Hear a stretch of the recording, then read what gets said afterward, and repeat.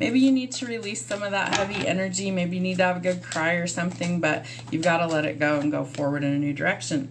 I also feel like you are somebody who's going to be maybe getting a lot of attention come the month of March.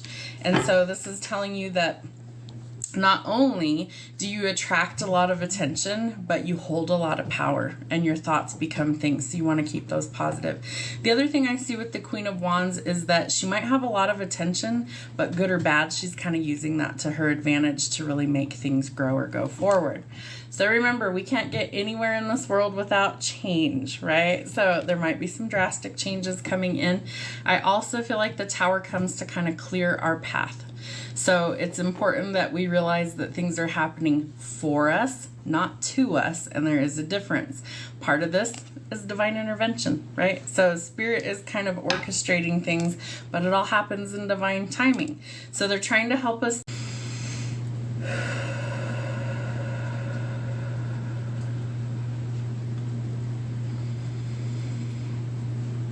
And the first thing they're giving me is really an odd one. I feel like there is some sort of connection to either the word lasagna.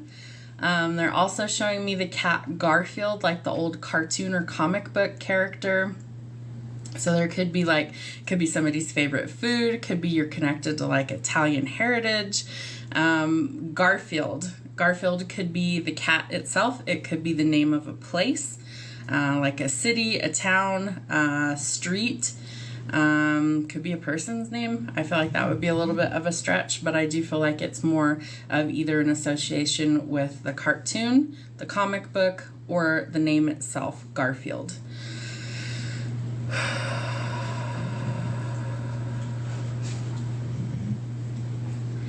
They're giving me the number 2. So you two may have been the only 2 siblings, you and this sister. They're saying February is also significant. The month 2 could also be a day of the month, like the 2nd could also be significant. The 2nd of any month could be significant. They're also telling me 2 years. So it might have been 2 years since she passed, a 2nd anniversary, but 2 is somehow significant.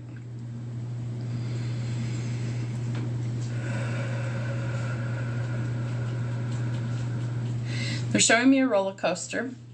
So I feel like your emotions have been kind of all over the place, and that does tend to happen when we lose somebody, especially a really close family member like that. But they're showing me that you also need to get back out and have a little bit more fun. They're saying that part of the grief process is learning that you can find your smile again, and that it's going to be crucial for you to actually enjoy life again. And I feel like we all have our own timeline for grief, but that this is important that you actually make an effort to find your smile again. So don't feel guilty for enjoying life. Don't feel guilty or ashamed for living. That's something that Spirit wants you to do.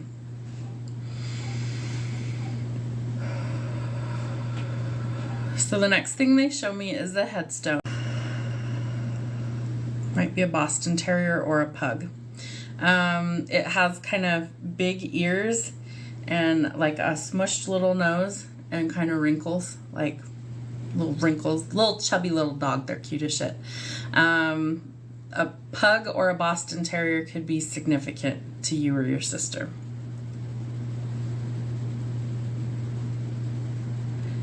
So I can see, what are those called? The Hawaiian leis. It goes around, it looks like it's all made of flowers typically. It looks like red or bright pink. So somebody may have a connection to the Hawaiian Islands. Maybe somebody's going to take a trip there, or maybe somebody already did. But I do feel like there's some sort of connection to Hawaii as well. All right, so that was a lot of information. So let me see. Can you do the live together? Yes. And then we'll go over your information. So I don't have to see you if you don't want to be on camera. Just need to hear you. It helps a little easier.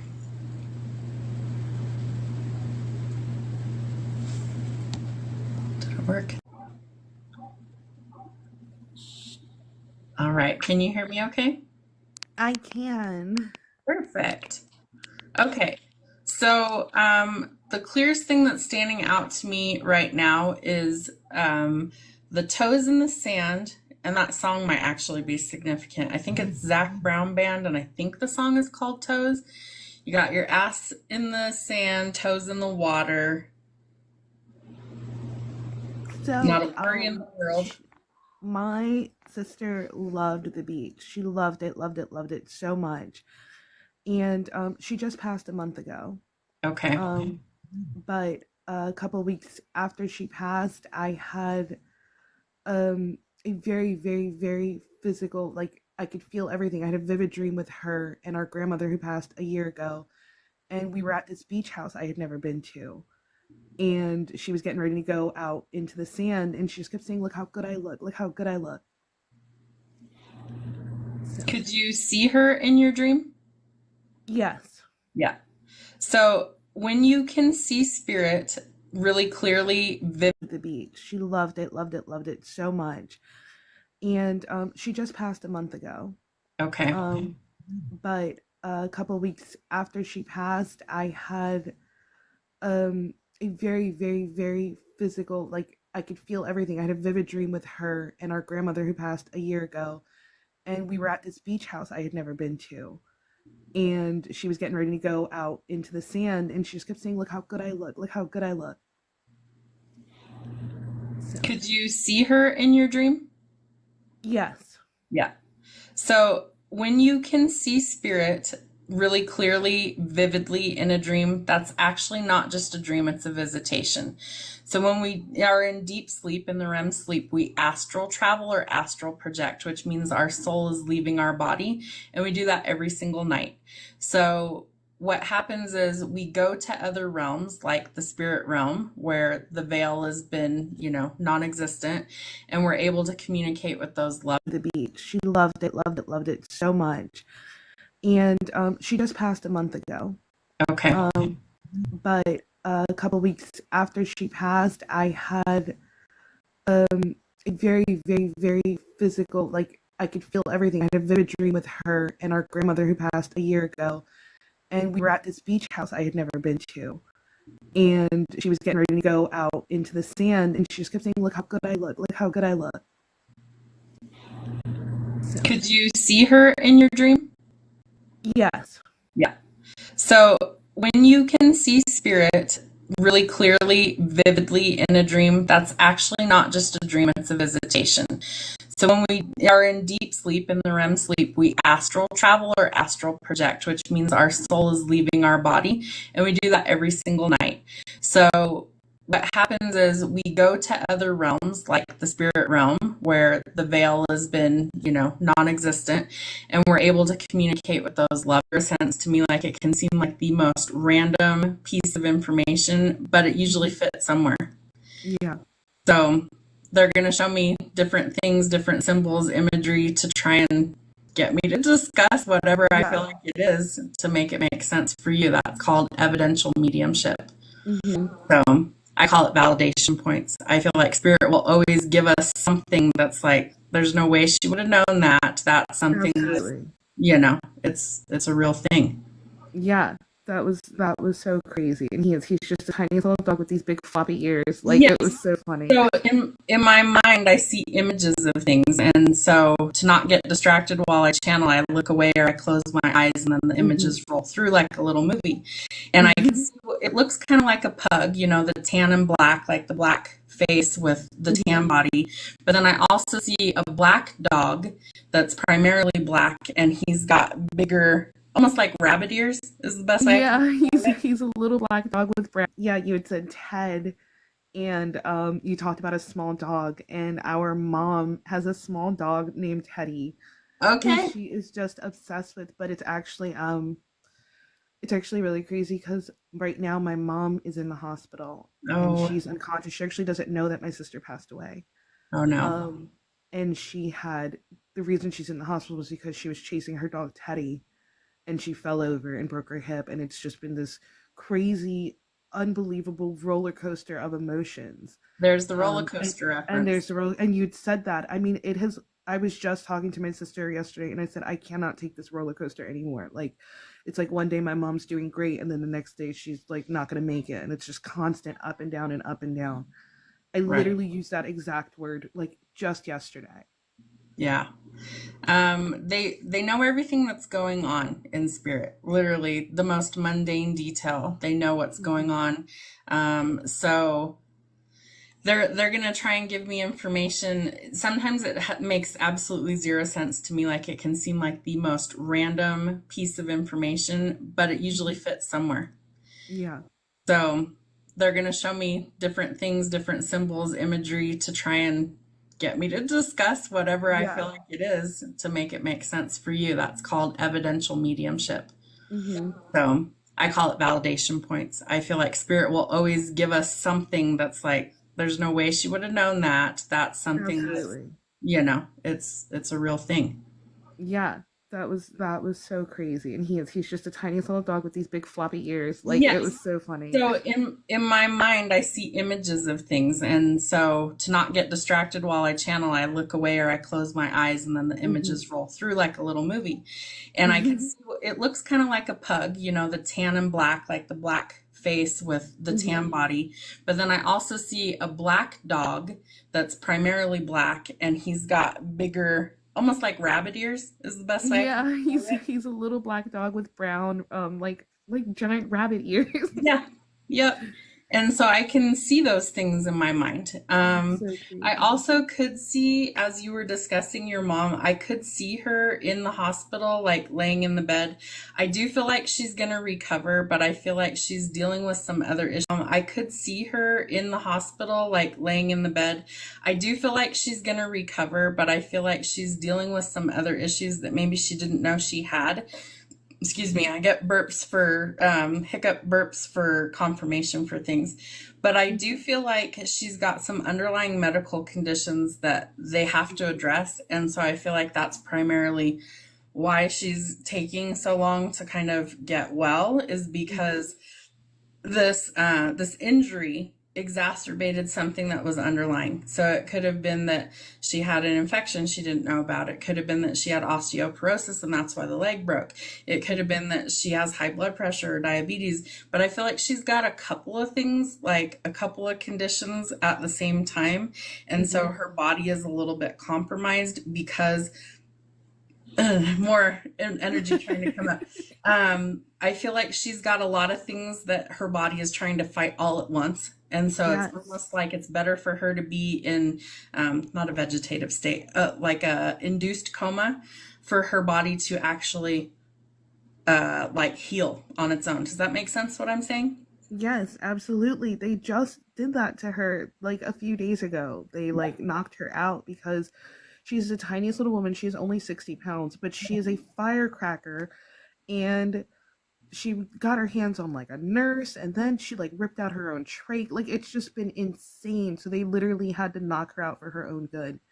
And Yeah. it's literally she's healing, her hip is healing from the fall, and then she ended up getting double pneumonia in each lung, and then they discovered that she has holes in each of her lungs, and like it's just been one thing after another. Right. Like So it's there's like insane. a ton of things happening all at the same time. So then And she it's is like, diabetic.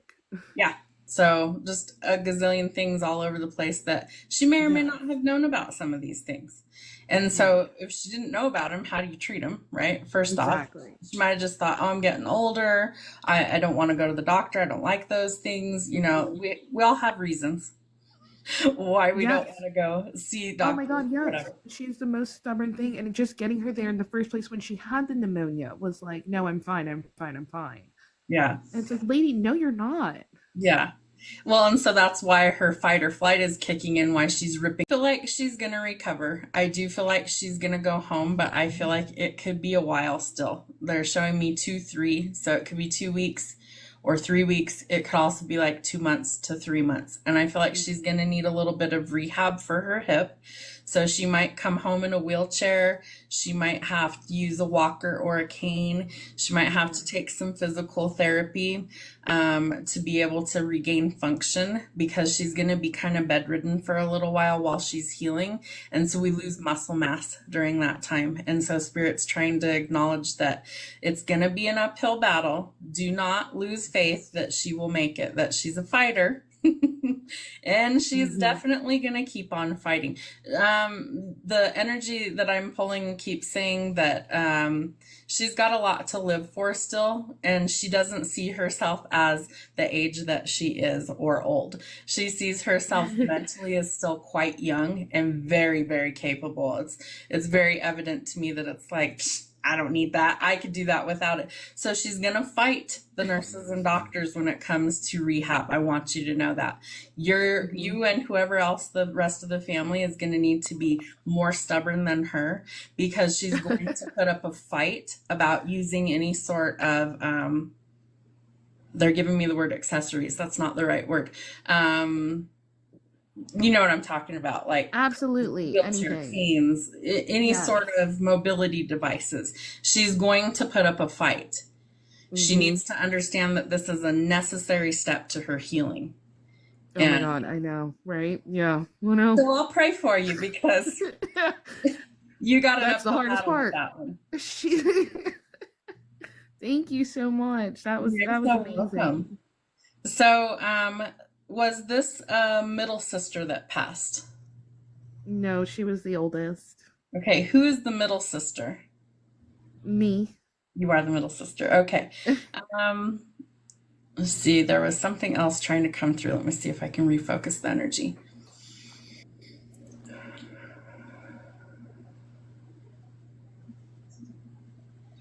She's showing me what looks like, this is funny, like a mother duck and ducklings following behind. My nose is itching super bad. So I don't know. Well, no. So I'll pray for you, because you got it. That's the hardest part. That one.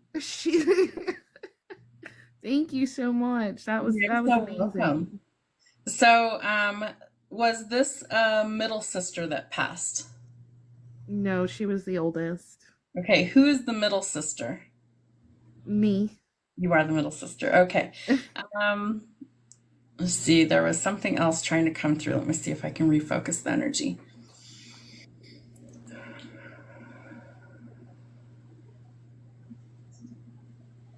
She's showing me what looks like, this is funny, like a mother duck and ducklings following behind. My nose is itching super bad. So I don't know if someone has ducks. I don't know if someone goes to like a park and feeds ducks, but there's a mama duck and 3 little ducklings following behind. Is there a significance for you for that? Oh my God. Not so much duck specifically, but like growing up, she was a lot like our mom. She just really stepped in when, we didn't grow up in the best home life, and Right. there are 3 other ones of us, and she called us her 3 little ducks, and we would just follow her around, and that is crazy. That is so crazy. There's your validation point. There's something there's no way I could have guessed that. That is wild. She's showing that specifically to you. Like, it's significant to you, and she wants you to know that. So, I'm also an empath, so it gets me choked up when you guys get choked up. Sorry. No, it's not a problem. It's part of what I do. But she wants you guys to know that she loves you. She appreciates everything that you guys still do to honor her memory. I feel like somebody recently went to, if she's not like buried and she doesn't have a headstone, she's got like a memorial someplace that somebody left trinkets at recently. Because she showed me the little spinning fan, and then it looks like either stuffed animals, toys. There's like a lot of little things around this. It looks like a headstone to me. And then I also see the name that looks like Myers. It's definitely an M. Yeah, I'm not sure about Myers. I'm not sure where that comes in. But we just had her She keeps making a reference to children. So I don't know if she had children or if she wanted children, but she keeps making a reference to children. My children. Okay. I get the sense that she was like a really fun aunt and that she absolutely loved just goofing and playing and being like, Oh Disneyland. my God. I tell you what, she was the aunt every parent hates. Like, Mhm. she was the aunt who would just show up at 10 o'clock at night with pockets full of candy and, Yes. like, okay, we're going out for milkshakes. Sorry, don't care what you say. Like, they're my Yeah. kids too. And especially, like I said, like growing up, she treated us like we were her kids. So she saw our kids like her grandkids, and she was like, Yes, "This is and it." Like, that totally makes sense with what she's showing me because I see giant smiles, a lot of like excitement and happiness, and so the children reference definitely is like she wanted to spoil them rotten. She didn't and care did what the rules and did. were at all. She was like, we're gonna live a little bit, so you'll be all right. But yeah, She did. she's highlighting a daughter to me. Let me see if I can give you a description. I would say she has hair at least to just past her collarbone. I feel like she's maybe, I want to say between like 12 and 14 years old, like middle school or freshman in high school age potentially. But this female that she's highlighting to me Mhm. really talks to her. Like she has full blown conversations with her in spirit. That would be our other niece, her wife's niece. She's 19, and she always said that she felt like that was supposed to be her daughter, and they had an incredible connection. She was actually in the OR when my sister passed away. Oh gosh. So this daughter is taking it extremely hard. That Yes. is a loss that I feel like it devastated her, for lack of a better word, and she still talks to her all the time. His wife, we went to get memorial tattoos, and when we walked in, all over the counter were drawings. Like, the tattoo guy had just been drawing peacocks, which was my sister and her wife's wedding flowers. It was their whole wedding theme. So all over the counter we walked in were just peacocks, and it was like, whoa, that's insane. Yeah, I mean, how much more in your face do you want for as long?